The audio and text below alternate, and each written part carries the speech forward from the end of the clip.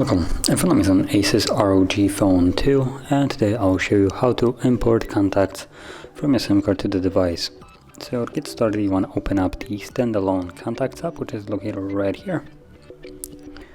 And by default it will show you already all the contacts that are on your SIM card, but if you take it out, they will disappear from here.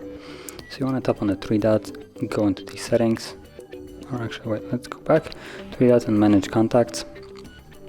Import export, and then import from SIM card 2. Now for you it might be SIM card 1, depending where you placed your SIM card. So you have two trays in there, and I just placed mine in the second one, that's why it says SIM 2 instead of SIM 1 for example. So import, and from here it will give you all the contacts that are located on that SIM card, so you can either select all of them or select only a couple of them that you want, just one as an example.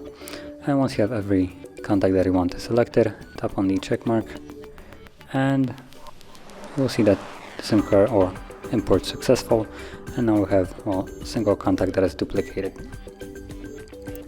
So that is how you would import contacts, and if you found this very helpful, don't forget to like, subscribe, and thanks for watching.